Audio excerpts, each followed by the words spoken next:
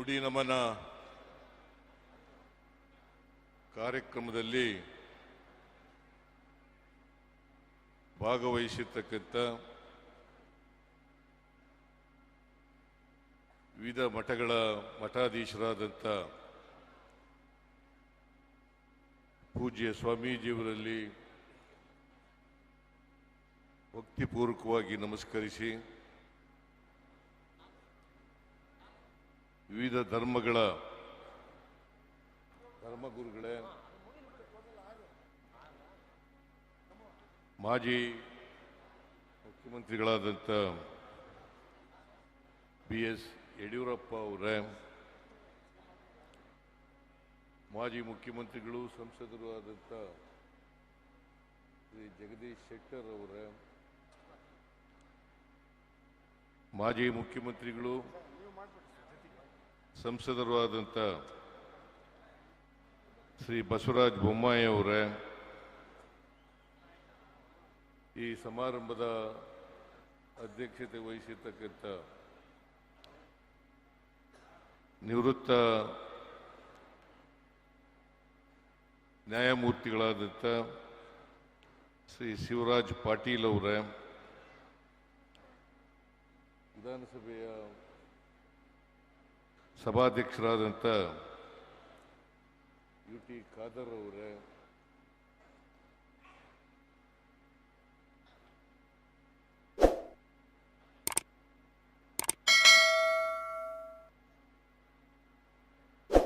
ಸಚಿವರಾದಂಥ ಹಾಗೂ ಶಾಮನೂರು ಶಿವಶಂಕರಪ್ಪರವರ ಪುತ್ರರು ಆದಂಥ SS ಮಲ್ಲಿಕಾರ್ಜುನ ಅವರೇ,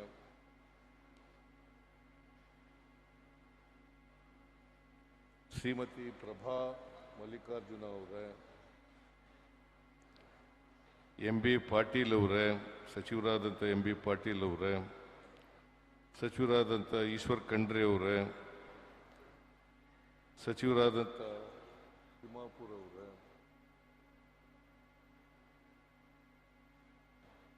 ಮುಖ್ಯ ಸಚೇತಕರಾದಂಥ ವಿಧಾನಸಭೆಯಲ್ಲಿ ಮುಖ್ಯ ಸಚೇತಕರಾದಂಥ ಅಶೋಕ್ ಪಟ್ಟಣ್ಣ ಅವರೇ,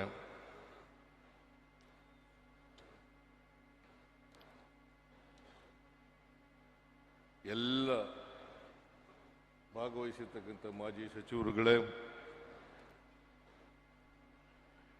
ಸಂಸದರೇ, ಹಾಲಿ ಮತ್ತು ಮಾಜಿ ಸಂಸದರ ಮಾಜಿ ಶಾಸಕ ಮಿತ್ರರೇ, ವಿವಿಧ ಪಕ್ಷಗಳ ಮುಖಂಡರುಗಳೇ, ಶಾಮನೂರು ಶಿವಶಂಕರಪ್ಪ ಅವರ ಅಭಿಮಾನಿಗಳೇ, ಬಂಧುಗಳೇ, ತಾಯಂದಿರೇ, ಮಾಧ್ಯಮದ ಸ್ನೇಹಿತರೆ, ಇದು ಹೆಚ್ಚು ಮಾತನಾಡ್ತಕ್ಕಂಥ ಸಭೆ ಅಲ್ಲ.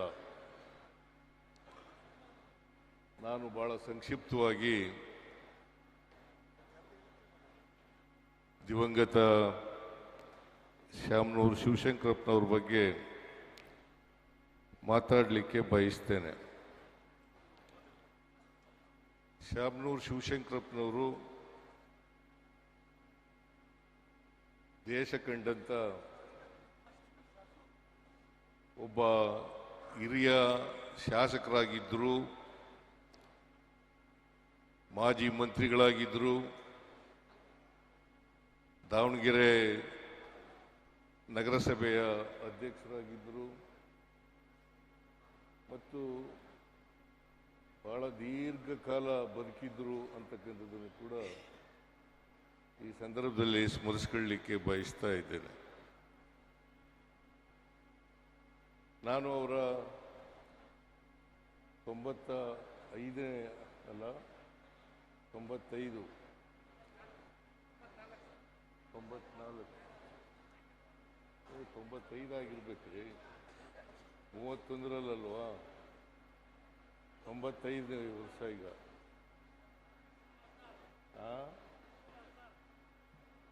1931 ಅವರ ಹುಟ್ಟಿದ ಹಬ್ಬದಲ್ಲಿ ನಾನು ಭಾಗವಹಿಸಿದ್ದೆ. ಹಾಗೇನೆ ಈ ದಾಲ್ ಮಿಲ್ಲು ಉದ್ಘಾಟನೆಯಲ್ಲೂ ಕೂಡ ನಾನು ಭಾಗವಹಿಸಿದ್ದೆ. ಅವತ್ತು ಅನ್ಕೊಂಡಿದ್ದೆ ನಾನು ಶ್ಯಾಮನೂರು ಶಿವಶಂಕರಪ್ಪನವರು ಕನಿಷ್ಠ 100 ವರ್ಷಗಳನ್ನು ತುಂಬಿಸ್ತಾರೆ ಅಂತಕ್ಕಂಥ ಮಾತುಗಳನ್ನು ಅನ್ಕೊಂಡಿದ್ದೆ. ಆದರೆ ಅವರು ನಮ್ಮನ್ನ ಅಗಲಿದ್ದಾರೆ. ಅವರ ಅಗಲಿಕೆಯಿಂದ ಈ ನಾಡಿಗೆ ಮತ್ತು ನಮ್ಮ ಪಕ್ಷಕ್ಕೆ ನಷ್ಟವಾಗಿದೆ ಅಂತಕ್ಕಂಥ ಮಾತುಗಳನ್ನು ಹೇಳಲಿಕ್ಕೆ ಬಯಸ್ತಾ ಇದ್ದೆ.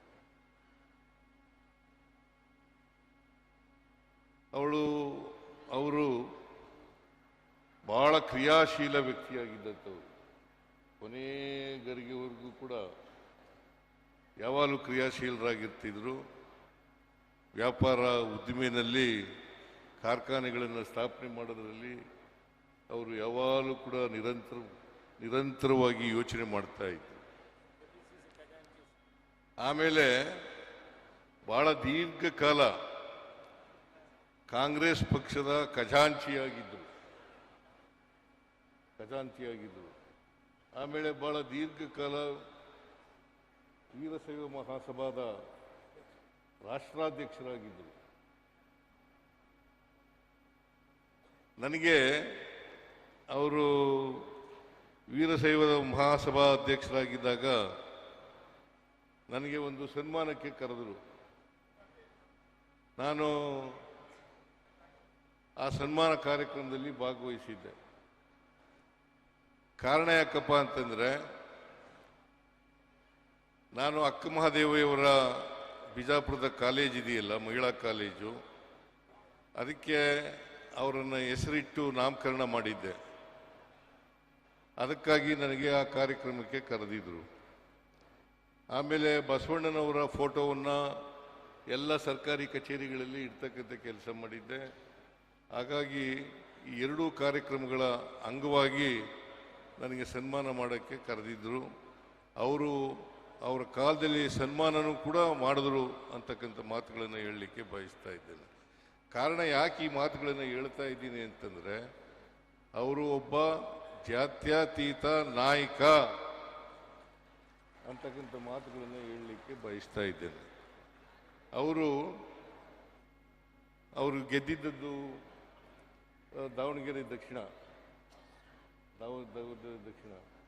ಅಲ್ಲಿ ಲಿಂಗಾಯತರು ಕಡಿಮೆನೆ. ಆದರೂ ಕೂಡ ಅವರ ಜನಪ್ರಿಯತೆ ಎಷ್ಟಿತ್ತು ಅಂತ ಇರ್ತಂದ್ರೆ, ಅವರ ಜನಪ್ರಿಯತೆಯಿಂದ ಅಲ್ಲಿ ಗೆಲ್ಲಲಿಕ್ಕೆ ಸಾಧ್ಯ ಆಯ್ತಿತ್ತು. ಹಾಗಾಗಿ 6 ಬಾರಿ ಸತತವಾಗಿ ಜಯವನ್ನು ಸಾಧಿಸಿದ್ರು ಅಲ್ಲಿ. ನಾನು ಒಂದು ಸಾರಿ ಕೇಳಿದೆ, ಹುಟ್ಟುದಬ್ಬ ಭಾಗವಹಿಸಿದಾಗ ಕೇಳಿದೆ, ನಾನು ಇನ್ನೊಂದು ಎಲೆಕ್ಷನ್ ನಿಂತ್ಕೊತೀರಾ ಯಜಮಾನ್ರೆ ಅಂತ. ನಾನು ಯಾವಾಗಲೂ ಯಜಮಾನ್ರೆ ಅಂತ ಕರೀತಿದ್ದೆ ಅವರಿಗೆ. ಇನ್ನೊಂದು ಎಲೆಕ್ಷನ್ ನಿಂತೀರಾ ಯಜಮಾನ್ರೆ ಅಂತಂದಾಗ ಅವ್ರು ಹೇಳಿದ್ರು, ನಾನು ನಿಂತ್ಕೊಂಡೇ ತೀರ್ತೀನಿ ಅಂತಕ್ಕಂಥ ಮಾತುಗಳನ್ನು ಹೇಳಿದ್ರು. ಬಹುಶಃ ಬದುಕಿದ್ರೆ ಇನ್ನೊಂದು ಎಲೆಕ್ಷನ್ ಅವ್ರಿಗೆ ಟಿಕೆಟ್ ಕೊಡಬೇಕಾಗಿತ್ತು ನಾವು. ಅವರು ಇನ್ನೊಂದು ಎಲೆಕ್ಷನ್ನು ಗೆಲ್ತಿದ್ರು, ಅಷ್ಟೊಂದು ಜನಪ್ರಿಯತೆಯನ್ನು ಗಳಿಸಿದ್ರು ಅಂತಕ್ಕಂಥ ಮಾತುಗಳನ್ನು ಹೇಳಿ ಬಯಸ್ತಾ ಇದ್ದೇನೆ. ಅವರು ಒಬ್ಬ ಕೊಡುಗೈ ದಾನಿಯಾಗಿದ್ದರು. ಬಹಳ ಜನಕ್ಕೆ ದಾನ ಮಾಡಿದ್ದಾರೆ. ಬಡವರು, ವಯಸ್ಸಾದವರು, ಹೆಣ್ಮಕ್ಳು, ಅವ್ರಿಗೆಲ್ಲ ದಾನ ಮಾಡ್ತಕ್ಕಂಥ ಕೆಲಸವನ್ನು ಮಾಡ್ತಾಯಿದ್ರು. ಅದಕ್ಕೋಸ್ಕರ ಒಂದು ಟ್ರಸ್ಟನ್ನೇ ಕ್ರಿಯೇಟ್ ಮಾಡಿದರು. ಆ ಟ್ರಸ್ಟ್ ಮೂಲಕ ದಾನಗಳನ್ನು ಕೊಡ್ತಕ್ಕಂಥದ್ದು. ಆಮೇಲೆ ಅವರ ಜೀವನವನ್ನು ಸಾರ್ಥಕ ಮಾಡ್ಕೊಂಡಿದ್ದಾರೆ ಅಂತೇಳಿ ನನಗನ್ನಿಸುತ್ತೆ. ಅವರು ಸಾರ್ಥಕ ಜೀವನವನ್ನು ಮಾಡಿದ್ರು ಅಂತಕ್ಕಂಥದ್ದು. ಪ್ರತಿಯೊಬ್ಬರು ಕೂಡ ಹುಟ್ಟು ಆಕಸ್ಮಿಕ, ಸಾವು ಗ್ಯಾರಂಟಿ, ಆ ನಡುವೆ ಇದೆಯಲ್ಲ, ಅದು ಅಲ್ಲಿ ನಾವು ಸಮಾಜಕ್ಕೆ ಮುಖ್ಯವಾಗಿ ಏನು ಮಾಡೋದು ಅಂತಕ್ಕಂಥದ್ದು ಬಹಳ ಮುಖ್ಯ. ಸೊ ಹಾಗಾಗಿ ಅವರು ಸಾರ್ಥಕ ಜೀವನವನ್ನು ನಡೆಸಿದ್ದಾರೆ ಅಂತಕ್ಕಂಥ ಮಾತುಗಳನ್ನು ಈ ಸಂದರ್ಭದಲ್ಲಿ ಹೇಳಲಿಕ್ಕೆ ಇಷ್ಟ ಇದ್ದೇನೆ. ಇಡೀ ಜೀವನವನ್ನು ಸಾರ್ಥಕ ಮಾಡ್ತಕ್ಕಂಥದ್ದು. ಇವತ್ತು ದಾವಣಗೆರೆ ಒಂದು ಕಾಲದಲ್ಲಿ ಜವಳಿ ನಗರ ಆಗಿತ್ತು. ಅದಾದ ಮೇಲೆ ಅದರ ಅವನತಿ ಶುರುವಾದ ಮೇಲೆ ಇದು ವಿದ್ಯಾಕಾಶಿಯಾಗಿದೆ. ಭಾಳ ಜನ ಡಾಕ್ಟ್ರುಗಳು, ಇಂಜಿನಿಯರ್ಗಳು, ಪದವೀಧರರು ಈ ಸಂಸ್ಥೆಯಿಂದ ಮುಂದಾಗಿ ಹೋಗಿದ್ದಾರೆ. ಅವರು ಬಾಪೂಜಿ ವಿದ್ಯಾಸಂಸ್ಥೆಯ ಕಾರ್ಯದರ್ಶಿಗಳಾಗಿ ಭಾಳ ದೀರ್ಘಕಾಲದವರೆಗೂ ಕೂಡ ಇದ್ದರು. ಕೊನೆಯಲ್ಲಿ ಬಿಟ್ಟುಕೊಟ್ಟಿದ್ರು ಅನ್ನೋಕ್ಕೆ ಕಾಣಿಸುತ್ತೆ. ನೀನಲ್ಲ ಈಗ ಮಲ್ಲಿಕಾರ್ಜುನ ಈಗ ಕಾರ್ಯದರ್ಶಿ, ಅಲ್ಲಿವರೆಗೂ ಕೂಡ ಅವರೇ ಇದ್ದದ್ದು. ಸೊ ಹಾಗಾಗಿ ದಾವಣಗೆರೆಯನ್ನು ಒಂದು ವಿದ್ಯಾಕಾಶಿಯನ್ನಾಗಿ ಮಾಡಲಿಕ್ಕೆ ಕಾರಣಕರ್ತರಾದವರು ಯಾರಪ್ಪ ಇದ್ದರೆ ಅದು ಶ್ಯಾಮನೂರು ಶಿವಶಂಕರಪ್ಪನವರು ಅಂತಕ್ಕಂಥ ಮಾತುಗಳನ್ನು ಹೇಳಲಿಕ್ಕೆ ಬಯಸ್ತೇನೆ. ಅದರಿಂದ ಅವರು ಒಬ್ಬ ಉದ್ಯಮಿಯಾಗಿ, ವ್ಯಾಪಾರಗಾರರಾಗಿ, ಕೈಗಾರಿಕೋದ್ಯಮಿಯಾಗಿ, ಆಮೇಲೆ ವಿದ್ಯಾಸಂಸ್ಥೆ ಎಜುಕೇಷನಲ್ ಇನ್ಸ್ಟಿಟ್ಯೂಷನ್ಸ್ನ ನಡೆಸೋ ಆಗಿ, ಅವರು ರಾಜಕಾರಣಿಯಾಗಿ ಬಹಳ ದೀರ್ಘಕಾಲ ಬಹುಶಃ ಅವರು ಎಲ್ಲ ಕ್ಷೇತ್ರಗಳಲ್ಲೂ ಕೂಡ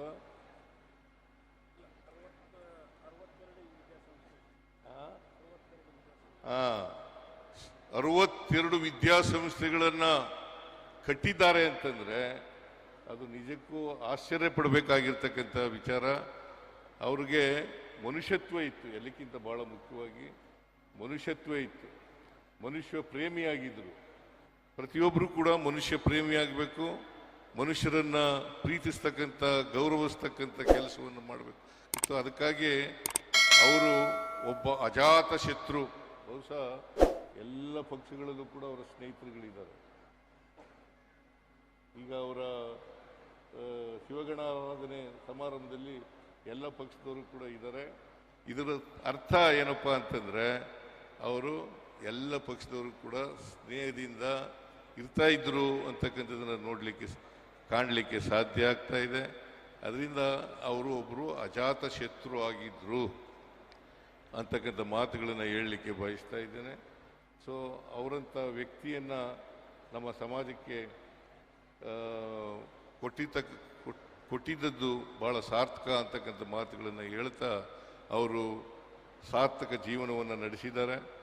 ಅವರಿಗೆ ಸ್ಮರಿಸ್ಕೊಂಡು ನಾನು ನಮನವನ್ನು, ಗೌರವವನ್ನು ಸಲ್ಲಿಸ್ತಕ್ಕಂಥ ಕೆಲಸವನ್ನು ಮಾಡ್ತಾಯಿದ್ದೀನಿ. ಅವರ ಪುತ್ಥಳಿಯನ್ನು ಇವತ್ತು ಅನಾವರಣ ಮಾಡಿದ್ದೇನೆ. ಅವರಿಗೆ, ಅವರ ಆತ್ಮಕ್ಕೆ ಚಿರಶಾಂತಿ ದೊರಕಲಿ. ಅವರ ಕುಟುಂಬ ವರ್ಗದವರಿಗೆ ಅವರ ಸಾವಿನ ದುಃಖವನ್ನು ಭರಿಸ್ತಕ್ಕಂಥ ಶಕ್ತಿ ಕೊಡಲಿ ಅಂತೇಳಿ ಪ್ರಾರ್ಥನೆ ಮಾಡಿ, ನಿಮಗೆಲ್ಲ ವೇದಿಕೆ ಮೇಲಿರ್ತಕ್ಕಂಥ ಎಲ್ಲ ಪೂಜ್ಯರಿಗೆ ನಮಸ್ಕರಿಸಿ ನನ್ನ ಮಾತುಗಳನ್ನು ಮುಗಿಸ್ತೇನೆ. ಜೈ ಹಿಂದ್, ಜೈ ಕರ್ನಾಟಕ. ಲೇಟೆಸ್ಟ್ ಹಾಗೂ ಇಂಟ್ರೆಸ್ಟಿಂಗ್ ಸುದ್ದಿಗಳಿಗಾಗಿ ಬಾಸ್ ಟಿವಿ ಕನ್ನಡ ಚಾನೆಲ್ನ ಸಬ್ಸ್ಕ್ರೈಬ್ ಮಾಡಿ. ಹಾಗೆಯೇ ಬೆಲ್ ಐಕಾನ್ ಪ್ರೆಸ್ ಮಾಡಿ. ಇದರ ಜೊತೆಗೆ ಫೇಸ್ಬುಕ್, ಇನ್ಸ್ಟಾಗ್ರಾಮ್, ಎಕ್ಸ್ನಲ್ಲೂ ಮಿಸ್ ಮಾಡದೆ ಫಾಲೋ ಮಾಡಿ.